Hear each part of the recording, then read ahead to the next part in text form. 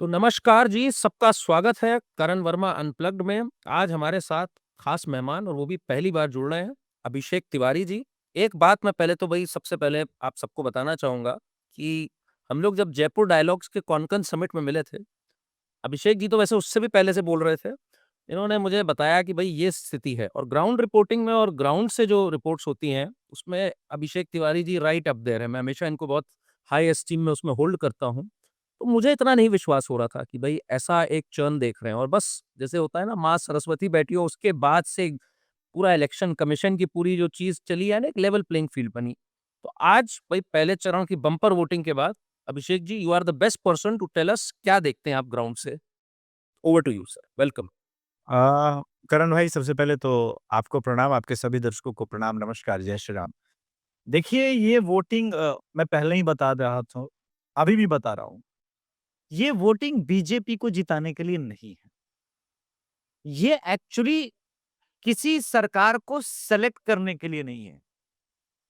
People of Bengal, they are rejecting Mamata Banerjee. ये voting Mamata Banerjee की TMC सरकार को रिजेक्ट करने। अब हम और आप अभी बात कर रहे हैं और ठीक 5 मिनट पहले टीएमसी के बड़े कद्दावर नेता जिन्होंने पिछली बार खेला होबे का नारा दिया, इस बार अनुब्रतो मंडल साइडलाइन किए गए, लेकिन अनुब्रतो मंडल का कहना है कि 152 सीट्स में जो वोटिंग हुई है, ऐसी वोटिंग उन्होंने लाइफ में नहीं देखी, अनप्रेसिडेंटेड है और टीएमसी 25 सीट जीत जाए तो बहुत बड़ी बात हो। मैं वहां नहीं जा रहा हूं। मैं नहीं मानता कि बीजेपी इस 152 में 125 120 जीतेगी। लेकिन बीजेपी 100 जीतेगी इसकी भविष्यवाणी हम वोटिंग से पहले भी कर रहे थे। कारण भाई 2 मेजर कारण है। जी। पहला मेजर कारण कि भाजपा का वहां पर संगठन मजबूत है, ये ठीक बात है। संगठन मजबूत लेकिन इस बार नहीं भी होता तब भी बीजेपी वहां पे अच्छा परफॉर्म करती है। क्योंकि ये वो एरिया है जहां कि लोगों को ये बिलीव हो गया है कि बंगाल मतलब टीएमसी कलकत्ता और हावड़ा और हुगली रीजन में ही कुछ करेगी, हमारे लिए कुछ नहीं करेगी। यही वो एरिया है जहां पर एंटी इनकम्बेंसी है। बाकी जगह पर तो घृणा चल रहा है कि नहीं, मैं आई डोंट लाइक ममता, इसलिए अब जब सिचुएशन ये बन जाता ना कि we don't like anybody else, तो दो तरह की चीजें होती है। पहले वो समझाता है, फिर वो समझाने के बाद अगर नहीं होता तो निराश हो जाता है, उदासीन हो जाता है और फिर वो एक डिसीजन मेकिंग पॉइंट पर पहुंचता है। जब हमारी टीम भवानीपुर गई थी करण भाई, हाँ जी, हमें ये पता था कि भवानीपुर में अभी नेक्स्ट फेज में इलेक्शन होने वाला है वहां पे। ये पता था कि शुवेंदु कितना भी लड़ ले नहीं जीते। हम ये मान के चल रहे थे। आप ये कह सकते हैं कि हमारी टीम कंफर्मेशन बायस से भी पीड़ित थी कि यार भवानीपुर में शुवेंदु अधिकारी क्या मोदी जी भी खड़े हो जाए तो थोड़ी ना ममता हारे। पर जैसे-जैसे लेवल प्लेइंग फील्ड जो आपने बोला बना और चीजें सामने आई, लोग वोकल होने लगे। पहले माइक पे कुछ नहीं बोलते थे। अभी अभिलाषा के रिपोर्ट्स मैंने 2-3 ट्वीट भी किए हैं, आपको याद होगा मालदा से। मालदा में वोटिंग हो गई है। जब एक समाज में अंतिम पायदान पे बैठा हुआ व्यक्ति आपके अगेंस्ट में वोट करने लगे, तो आप समझ जाइए कि आपसे भारी मिस्टेक हो रहा है। क्योंकि आप डेमोक्रेसी में उसको आप काउंट नहीं कर रहे हैं। और ये जो परिस्थिति है ना करण भाई, कि आप किसी को काउंट ही नहीं करते, ये बहुत खतरनाक परिस्थिति है। बंगाल के हिंदुओं के मन में ये भाव आ चुका है कि सिर्फ वो मुसलमानों को काउंट करती है, हमें काउंट ही नहीं करती। इसलिए आपने देखा होगा जो जंगल महल का एरिया है इस बार, वहां भी 90% वोटिंग हिट हुई। ये कमाल है। झारग्राम में हिट हुआ है। पूर्वी मेदिनीपुर, पश्चिमी मेदिनीपुर ये तो हम देख ही रहे हैं, ठीक है। पुरुलिया देख ही रहे हैं। तो इस बार जो सिचुएशन है टीएमसी के लिए वो, और टीएमसी को पता था कि फेवरेबल नहीं है। हर बार हिंसा होती थी। इस बार कुछ छिटपुट घटनाएँ ज़रूर हुई है, मगर किसी का मर्डर, किसी का ऐसा कुछ नहीं हुआ है।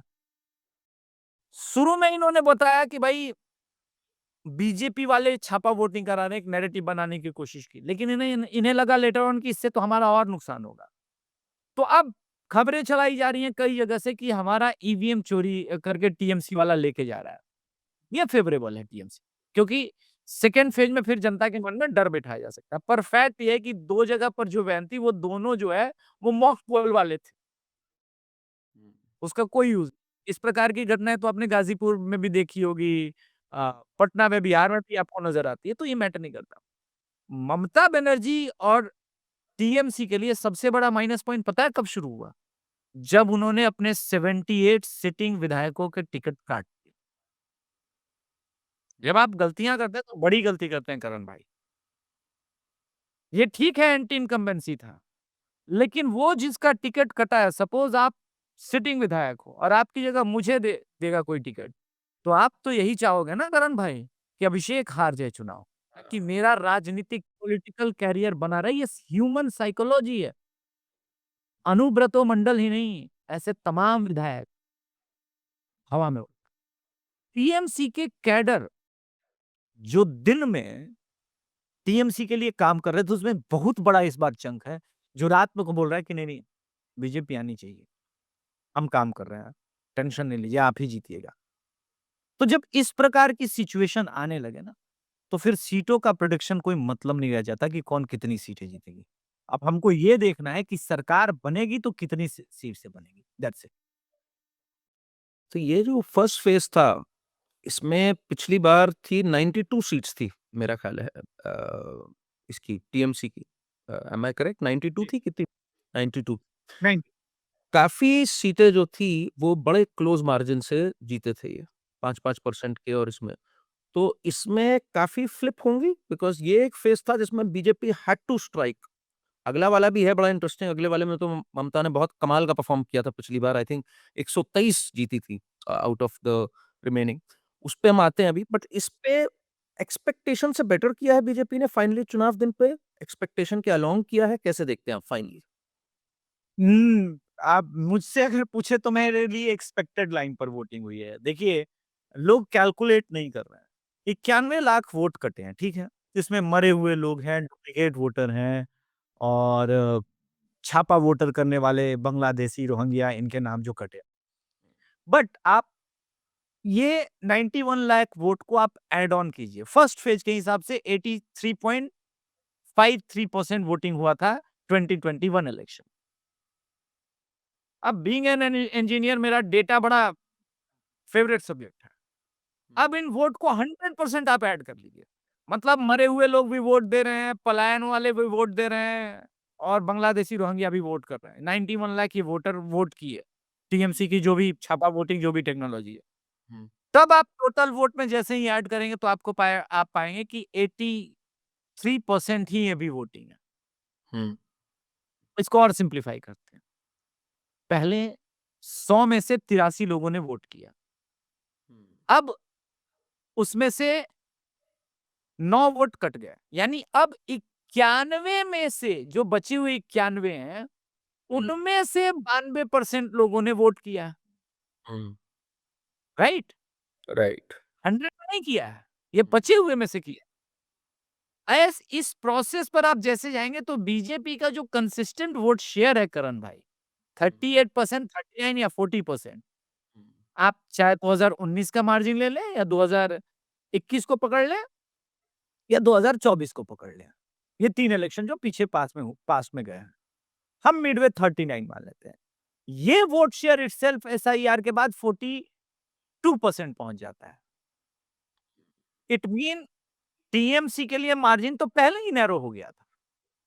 77 ऐसी सीटें हैं करण भाई जिनमें 5 से 10% के बीच का एरर ऑफ मार्जिन था हार और जीत का। दैट्स इट, इतना ही। ये सारी सीटें बीजेपी इस बार कंफर्टेबली जीतने के पोजीशन पर है, कंफर्टेबली। क्योंकि ये मार्जिन कहीं-कहीं तो आप बिलीव कीजिए 32% भी वोट कटे हैं। हम लोग ओवरऑल गिन के बैठे हैं कि 12% वोट कटे हैं, 294 सीट पर ये टेक्निकली इनकरेक्ट है। बिल्कुल। 294 पर एवरेज ऐसे करते नहीं ना, हुँ, तो ये टीएमसी को पता था कि हम 150 सीट पर पहली बार एकदम रियल फाइट लड़ने जा रहा है बीजेपी के साथ, जिसमें बीजेपी का अपर हैंड 150 सीट्स पर। अब ऐसी सुनामी में आप कैलकुलेट कीजिए कि थोड़ा-सा और बीजेपी 2% वोट शेयर बढ़ाती है, अप टू 44 पहुँचती है, तो टीएमसी विल बी ऑन 43%। बहुत टेक्निकल है और सिंपल समझा रहा हूँ। अब इसको समझिए। 294 सीट पर, क्योंकि मुस्लिम बहुल मेजॉरिटी एरिया में आपको पता है कि मुर्शिदाबाद के कई इलाके में इनका जीत का मार्जिन होता है 90,000 1 लाख का। ठीक है? तो आप ये समझिए कि टीएमसी 43% वोट शेयर 294 सीट्स पर, but BJP 44% vote share around 230 seats पर। अगर इसको कैलकुलेट करेंगे तो जहां-जहां 230 सीट पर टीएमसी और बीजेपी का हेड ऑन आ रहा है, वहां तो बीजेपी का वोट शेयर 50% क्रॉस कर जाएगा गुरु। फिर क्या होगा रिजल्ट? तो मैं सिर्फ रिजल्ट नंबर प्रेडिक्ट नहीं करना चाहता, क्योंकि ये नंबर बहुत चौंकाने वाले आएंगे इस बार। हम लोग चौंकेंगे। कई ऐसी सीटें जहां अ, बाद में लिबरल लोग ये कहेंगे कि भाई वहां कैसे टीएमसी हार जाती है। तो मैं ये बता दूं कि तमाम कैलकुलेशन के बाद मुस्लिम मेजॉरिटी की अगर 100% टीएमसी को वोट मिल जाए, तब भी वो सिर्फ 45 सीट्स जीत सकते हैं, नॉट 73 सीट्स। हम्म, जी। ओके। और एक बात मेरे को नहीं इसमें इसमें बड़ी इंटरेस्टिंग लगी, मतलब ये मैं और संजय सर भी बात कर रहे थे कि बात आपकी सही है, 9% अगर हट गया, 100 में से 91 आ गया, उस 9 में तो पूरा वोट पड़ रहा था। तो हाँ, टेक्निकली वोटर टर्नआउट इतना हाई होना एंटिसिपेट नहीं कर रहे थे हम, बिकॉज़ डिनोमिनेटर तो कम हुआ, पर उस डिनोमिनेटर में पूरा-पूरा पड़ रहा था। I am very surprised by the numbers, इतना हाई वोटर टर्नआउट सोचा था आपने? मतलब हमने और संजय सर ने एक शो में बात भी की थी। मैंने बोला 88% से ऊपर चला जाएगा। 92 नहीं, मैंने बोला 88% से तो श्योर क्रॉस करेगा। अब मैं बता रहा हूँ ये हुआ क्यों? 3 दिन पहले हमारी टीम कूच बिहार वगैरह में थी, तो वोटर प्रॉपर बात नहीं कर रहा था। मगर वही वोटर लाइन में इस बार जब गया है और सिक्योरिटी देखी, अपने आप को सिक्योर देखा, तो वोकल होकर के बीजेपी बोलने लगा। बोला नहीं, परिवर्तन करेंगे। अब जब ये वोट हो रहा है ना कि परिवर्तन चाहिए। देखिए एक 2014 के इलेक्शन को मैं याद करता हूँ। सारे बढ़िया पॉलिटिकल पंडित और सेफोलॉजिस्ट, किसी ने कहा एनडीए को 260 सीट आ जाएगी, किसी ने बोला चलो एनडीए मेजॉरिटी में आ जाएगी, 280 आ जाएगी। बीजेपी को कोई 210 दे रहा था, 220 दे रहा था, 225 दे रहा था। किसी ने बीजेपी को कंप्लीट मेजॉरिटी नहीं दी थी, क्योंकि उन्हें नेक्स्ट टू इम्पॉसिबल लग रहा था। बोला पॉसिबल ही नहीं है ना यूपी में 72 सीट आप जीतो। लेकिन जब इलेक्शन के रिजल्ट आए, बिहार और यूपी से लेकर के आप मध्य प्रदेश जाए, राजस्थान जाए, गुजरात, यहाँ स्वीप हुआ। कंप्लीट आप चौंके। वो आप इसलिए चौंके कि आपको लग रहा था कि ठीक है, 25 में 20 जीत जाएगी बीजेपी। 5 सीट पर तो फाइट है। लेकिन जब ऐसा होता है कि हटाना है किसी को, लोग आज भी ये सोचते हैं कि मोदी सरकार को लाना है, पर मोदी सरकार को सिर्फ लाने का वो वोट नहीं था। हुँ। वो वोट था कांग्रेस के अगेंस्ट, कांग्रेस को हराना है। आज भी आप देखिए 2019 में भी जो जिस प्रकार से राहुल गांधी बात कर रहे थे, या 2024 में, बीजेपी के अंदर 2-3 कमियां मेजर हो सकती है और उस पे बातचीत हो सकती है। लेकिन किसको नहीं लाना है, इसको लेकर के आज भी मतलब भारत की जनता बड़ी क्लियर हो गई। बंगाल के संदर्भ में ये ज़रूर कहा जाता है कि बंगाल जो आज सोचता है, भारत वो 10 साल बाद सोचता है। मैं यहाँ पर डिफरेंस ऑफ ओपिनियन रखना चाहता हूँ। भारत ने जो 2014 में सोचा था, बंगाल 2026 में 10-12 साल बाद सोच रहा है। लेकिन सोच उसी पैटर्न पे रहा है। जी, नहीं बड़ी बात आपने कही। एंड इसका क्या आप देखते हैं? हम थोड़ा-सा फ़ोकस शिफ्ट करते हैं वेस्ट बंगाल से। तमिलनाडु को आप कैसे देखते हैं? वहाँ का आपका क्या अनुमान है? वहाँ पे भी आप बड़े वोकल रहे हैं, एनडीए की सरकार आनी है और बहुत टाइम से रहे हैं। जबकि बड़े क्राउड्स भी आ रहे थे विजय के। आपने एक स्टेटमेंट कही थी, मुझे याद है कि विजय जो है वो प्रशांत किशोर के ही रोल में होगा। मुझे भी थोड़ा-थोड़ा ऐसा लगता है, बट फाइनली क्या देखते हैं आप? देखिए, अब वोटिंग हो गई है, हिस्टोरिक वोटिंग हुई है और गाँव में तो ज़बरदस्त मैं देख रहा था तमिलनाडु के संदर्भ में बहुत ज़बरदस्त वोटिंग की है। मेरा मानना है कि एनडीए 121 का एक मैं पकड़ के चल रहा था बहुत दिनों से फिगर, क्रॉस कर सकती है ब्रो। अकेले मेजॉरिटी में आएगी। TVK is doing good in terms of vote और आप याद कीजिए बीजेपी को 13% वोट शेयर आया था लोकसभा में, पर सीटें नहीं आई थी। टीवीके के साथ यूथ रहा, कुछ यूथ महिलाएँ भी रही यूथ में। लेकिन जो लोग सेंसिबल वोटर हैं, वो ये समझ गए वोटिंग से 3-4 दिन पहले तक कि भाई यहाँ अगर वोट गया और तो डीएम किया जाएगा। फिर वही बात है डीएम के लिए भी कि डीएमके के प्रति इतनी ह्यूज एंटी इनकम्बेंसी क्रिएट हो गई थी कि आपने देखो डर के मारे वहाँ के न्यूज़ चैनल्स और इस पे लिटरली सैंक्शंस लगा। कोई भी डीएमके के अगेंस्ट न्यूज़ चैनल आपको तमिलनाडु के अंदर बात करता हुआ नज़र नहीं आया। वैसे ये भी कह सकते हैं कि सब कुछ तो सारे चैनल्स तो डीएमके के ही हैं, तो कौन बात करता है वहाँ पर? बट नेवरदलेस जो सिचुएशन वहाँ बदली वो जेनज़ी और उनके रील्स ने बदलनी शुरू। और जब तक डीएमके को रियलाइज़ हुआ कि सोशल मीडिया पे इनका काउंटर करें। अब देखिए प्रॉब्लम कहाँ हुआ कि ये जो सोशल मीडिया इन्फ्लुएंसर हैं ये कोई भाजपा के या अन्ना द्रमुक पार्टी के लोग नहीं थे। ये नॉर्मल इन्फ्लुएंसर हैं। जैसे हमारा कोई पार्टी से लेना-देना नहीं। हुँ। तो मेरी निष्ठा ज़रूर हो सकती है भारत के प्रति, देश के प्रति। और उसमें जब मैं देखता हूँ कि ये मेरे वैचारिक शत्रु हैं, तो मैं उनके अगेंस्ट बोलता हूँ। लेकिन जब मैं किसी पार्टी से नहीं हूँ, तो आप मुझे काउंटर नहीं कर पाएँगे। और वो बहुत ज़्यादा आप देखिए व्हाट्सएप और अदर ग्रुप्स में बहुत आपको पता चलेगा तमिलनाडु में वायरल हुए। तमिलनाडु में जो हिल है, जहाँ पर परिक्रमा होती थी, उसको नहीं होने देने के लिए बहुत प्रयास किया था तमिलनाडु की सरकार ने, डीएमके सरकार ने, सुप्रीम कोर्ट और हाई कोर्ट के ऑर्डर के बाद भी। एक्सपेरिमेंट हो रहा है वहाँ हिंदुत्व का और एक्सपेरिमेंट में काफ़ी हद तक सफल भी हुई है बीजेपी, ऐसा नहीं है, बीजेपी सफल हुई है। वहाँ एक बिल्कुल है, अ, बिल्कुल। ये चेंज एक दिख रहा है मैम, हर तरफ से दिख रहा है, चाहे हिंदी की ओर भी रुख दिख रहा हो, काशी-तमिल संगम रहा हो, आई थिंक वो एक पॉज़िटिव चेंज दिख रहा है और हमारे लिए तो एक अच्छी खबर है ये, बहुत अच्छी खबर है।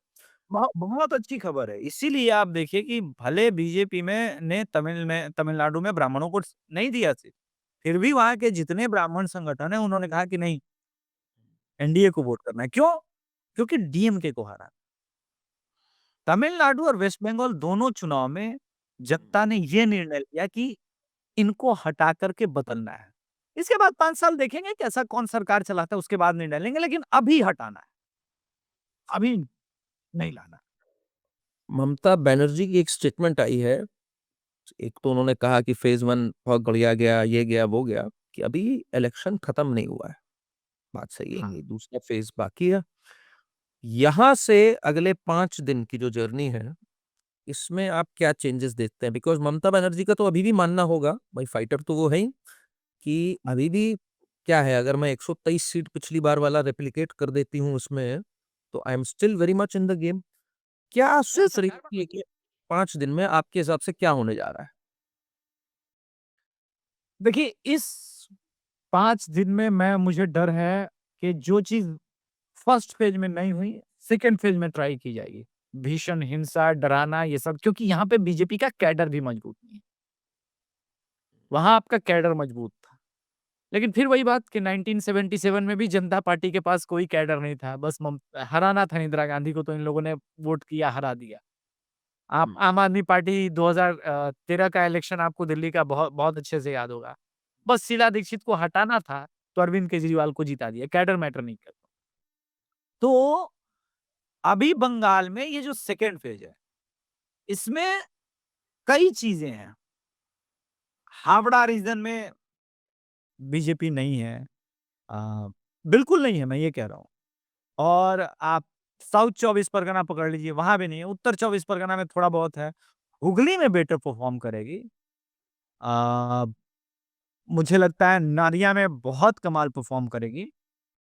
अ, कलकत्ता शहर के अंदर डेरेक ओब्रायन चाहें तो नाई का इंतज़ाम कर लें। उन्होंने बोला है कि एक भी सीट अगर बीजेपी जीती तो मैं अपना सर मुड़वा दूँगा।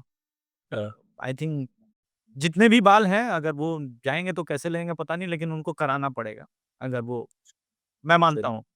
हुँ। तो यहाँ पर बीजेपी इस बार इस कंडीशन में है कि 50 सीट, 60 सीट जीत जाए। 34 सीट्स पर तो पिछली बार लोकसभा में 2024 के ही आंकड़ों में वो बहुत भारी थी। तो ममता बनर्जी के लिए जो सबसे इम्पोर्टेंट था वो ग्रेटर कोलकाता रीजन था। ग्रेटर कोलकाता रीजन में 110 में 99 सीट जीती थी ममता बनर्जी। हुँ। ये क्या ग्रेटर कोलकाता उनका साथ देगा? मुझे नहीं लगता कि ग्रेटर कोलकाता इस बार उनके लिए उतना फेवरेबल है जैसा लोगों को लग रहा था। और जैसे-जैसे इलेक्शन कंप्लीट हुआ है, जितने लोग हमारे चाहे धीरेन्द्र सर हों अ, या अवनीश सर हो, जो-जो घूम कर के आया, वो सबने मेरी ही बातें बोली कि नहीं अभिषेक जी, जो आपने देखा वही हमने भी देखा। और परिवर्तन की दरकार है जो हिंदी में है, बस वो चल रहा है। तो अब देखना पड़ेगा कि कितना मज़ेदार संयोग है, आपने परिवर्तन बोला, परिवर्तन याद है ना आपको 15 साल पहले, हाँ, आज वही हाँ। परिवर्तन घूम करके आया है, ममता जी को कन्फ्रंट कर रहा है। तो एक विचित्र चीज़ है। एक्चुअली क्या हुआ ना कि ममता बनर्जी को जब तक रियलाइज़ हुआ कि गलतियाँ बहुत ज़्यादा हो चुकी हैं, अब ये मन में लोगों को ने डिसाइड कर लिया है। और अभिषेक बनर्जी ने जब सारा कंट्रोल लिया अपने पास और उन्होंने ही संगठन के में सबके टिकट काटे, सब कुछ दिया, बहुत परिश्रम किया, ऐसा नहीं है। ममता बनर्जी और अभिषेक बनर्जी दोनों ने बहुत टीएमसी के लिए परिश्रम किया है। ममता बनर्जी सीज़न्ड पॉलिटिशियन है, वो चीज़ों को समझती है कि किधर जा रहा है। इसीलिए उन्होंने ये भी बोला कि अभी गेम खत्म नहीं हुआ है, चुनाव खत्म नहीं हुआ है। वो चाहेंगी कि यहाँ से अगर हम 100 सीट निकाल लें तो बिल्कुल मामला हमारी फ़ेवर में आ जाएगा। तो अब ये देखना है कि क्या बीजेपी उनको 100 सीट जीतने से रोक पाएगी? क्या बीजेपी ठीक है, वहाँ पे आपके पास बहुत ज़्यादा कैडर नहीं है, तो आप देश भर के आपके पास नेता है ना, सबको उतार दीजिए। जब खुला खेल हो ही रहा है और इस बार मरने-जीने वाली बात हो गई है, तो आप भी खुल के खेलिए। अब तो ये आने वाले 2-3 दिन में हमें पता चल जाएगा कि क्या होने वाला है। अगर एक मैं आपको 1 मिनट के लिए इन दोनों का चीफ कम्युनिकेटिंग ऑफिसर बना देता हूँ, ममता बनर्जी का और बीजेपी का। अगले 5 दिन में वन कम्युनिकेशन जो हैमर करना चाहिए दोनों दलों को, वो क्या होना चाहिए? अगर आप देखें तो? मैं चाहूँगा कि अगर मोदी जी बोलें तो ये बोलें कि चुनाव भाजपा जीत रही है, लेकिन अगर हम 5-10 सीट से चूक भी जाएँ, हुँ। तब भी आपको डरना नहीं है, मैं स्वयं रहूँगा, देश के गृह मंत्री यहीं पर रहेंगे, हमारे किसी भी कार्यकर्ता को हाथ लगाया, तो जेल का दर्शन करवाएँगे। इससे कॉन्फिडेंस उनके कैडर में जो वहाँ का कैडर है, बिल्डअप हो जाएगा और वो डरेगा नहीं। लेकिन ममता बनर्जी अगर आप होंगे, तब आप पकड़ेंगे फरहाद हकीम जैसे लोगों को और स्टेटमेंट दिलवाएँगे कि भई, चुनाव के बाद फ़ोर्सेस चली जाएगी, ये लोग भाजपा वाले चले जाएँगे, तुमको हमारे साथ रहना है, ना राशन देंगे, ना खाना देंगे। वो लगान फ़िल्म का गाना है डायलॉग संवाद है ना, खाने को कपड़ा नहीं होगा, पहनने को रोटी नहीं होगा, तो वैसा स्टेटमेंट डराने वाला देंगे और मेरा मानना है कि ये दोनों करण भाई, ये दोनों तरफ से इससे रिलेटेड मिलते-जुलते स्टेटमेंट दोनों तरफ से आएँगे ज़रूर, वो भी 2-3 दिन के अंदर ही। हुँ, हुँ। महिलाओं का बहुत बड़ा रोल रहा बीजेपी की तरफ से अगर मैं बात करूँ। स्मृति ईरानी और इन सब ने बड़ा ज़बरदस्त मोर्चा सँभाला। उनका रोल देखेंगे अगले 2-3 दिनों में और वो या हो गया उनका काम पहले से? नहीं, नहीं, बिल्कुल। मैं स्मृति ईरानी जी को बहुत हाई रेट करता हूँ और वहाँ तो देखिए क्या है ना कि स्मृति ईरानी सिर्फ़ एक्ट्रेस नहीं है। उनका जो सबसे बेटर क्वालिटी है, मुझे याद है कि कर्नाटका में एक इलेक्शन होना था और सुषमा स्वराज जी वहाँ से चुनाव लड़ रही थी। आई थिंक बेल्लारी से चुनाव लड़ रही थी और 10-20 दिनों में सुषमा जी ने इतनी बढ़िया कन्नड़ा सीखी कि ओरिजिनल कन्नड़ा बोलने वाला शर्मा जाए। कम्युनिकेशन स्मृति ईरानी जी का स्ट्रॉन्गेस्ट पॉइंट है। आप उनसे गुजराती बुलवा लो, पंजाबी हिलवा लो, माल बंगला बुलवा लो, अंग्रेजी बुलवा लो और जिस तरह से वो कैंपेन कर रही थी और कैंपेन अभी भी जारी है। स्कूटी में ही मैंने देखा है जाते हुए और मैंने एक शोट भी किया था इस पे कि स्मृति ईरानी जी इज़ बैक। ये बहुत अच्छा लगा मुझे देख कर के कि ऐसे लीडर क्या है लोगों के साथ बहुत ईज़िली घुल-मिल जाते हैं, जुड़ जाते हैं और कन्विंस करने में कामयाब होते हैं। तो इनका रोल है, लेकिन ममता बनर्जी के लिए यही सबसे बड़ा खतरा है। उनके पास 2 एम फैक्टर थे, एक मुस्लिम फैक्टर, एक महिला फैक्टर। करण भाई मुस्लिम फैक्टर है उनके साथ मैं मानता हूँ। मैं नहीं मानता कि भाजपा को कोई मुसलमान वोट दे रहा है। ये सब महज़ एक झूठ है, प्रोपेगेंडा है और पता नहीं दिल बहलाने के लिए गाली भी है, ख़्याल अच्छा है, आप कहते हो ना वो स्थिति है। लेकिन महिलाओं में ज़बरदस्त टूट है, ज़बरदस्त और कहीं न कहीं उसका एक कारण आरज़ीकर है। आरज़ीकर के ग्रेविटी हमने बहुत कम में आँका क्योंकि अब आप देखिए उनकी माताजी जब जाती हैं वोट माँगने, महिलाएँ उनसे गले मिल के रोती हैं। तो किसी भी चुनाव में जो ये संवेदना है ना, इसका बहुत बड़ा रोल होता है। ममता बिल्कुल बनर्जी और ने समझ ये आरजी कर तो एक जो हुआ वो तो एक दर्दनाक एपिसोड था ही, बहुत ही ज़्यादा था दर्दनाक। इससे एक और चीज़ खुली कि महिलाओं के प्रति ट्रैक रिकॉर्ड क्या है वेस्ट बंगाल में। नंबर 1 एसिड अटैक्स में, नंबर 1 हाँ, पूरे नंबर देश। Conviction in crime against woman में 36 राज्य जो हैं हमारे 28 राज्य और 8 यूनियन टेरिटरी उसमें 35वें नंबर पर है। हाँ, तीसरे नंबर पे। सोचिए ज़रा आप, मतलब ये मेरे हिसाब से ये 2 आंकड़े सम अप कर देते हैं, उसके बाद कुछ कहने को बचता नहीं है, कि किस तरह से इन्होंने सिर्फ़ एक महिला मुख्यमंत्री होने से ये नहीं हो जाता आप महिलाओं के कॉज़ेज़ के चैंपियन हो जाओ। तो आई थिंक ये एक बिल्कुल आपने सही बात कही, ये वाला एम जो है, ये बिल्कुल खिसक गया है इनसे। ये और कमाल की बात है बंगाल में ये वाला जो महिला एम है, वो अपने फैमिली में बहुत डोमिनेटिंग होती है और उससे ज़्यादा डोमिनेटिंग होती है। उसका प्रभाव पूरे घर पर होता है और इसी कारण आपको वो रिफ्लेक्ट हो रहा है वोट में जो अनुब्रत मंडल बोल रहे हैं कि मुझे तो नहीं लग रहा है कि जो वोट हुआ है क्योंकि मेरे पास भी इन्फॉर्मेशन है 25 सीट टीएमसी जीतेगी। हालाँकि मैं अभी भी बोल रहा हूँ कि 125 बीजेपी नहीं आएगी लेकिन 100 के ऊपर जो भी नंबर आ रहा है, वो टीएमसी के लिए बहुत थ्रेटनिंग हो जाएगा क्योंकि लास्ट टाइम बीजेपी 59 ही जीती थी वहाँ पे। मैसिव फ्लिप है। अभिषेक जी बहुत-बहुत धन्यवाद। आपका आपकी बातें बड़ी दमदार, सब कुछ आपका बस एक सिग्नल और दमदार हो जाता, तो ये सोने पे सुहागा हो जाता। बट कोई बात नहीं, आपके साथ एक शो करना है जब आप आएँगे दिल्ली, मैं वेट कर रहा हूँ। अभी तो मैं ये एक्चुअली यूरोप में हूँ, तो इसलिए मैंने कहा आपसे सबसे पहले जुड़ता हूँ, ग्राउंड रिपोर्ट आप ही के पास होगी। बहुत-बहुत धन्यवाद, कोशिश करूँगा कि सेकंड फेज़ के बाद भी एक बार आपके साथ जुड़ सकूँ। थैंक यू ज़रूर, सो मच। Thank you.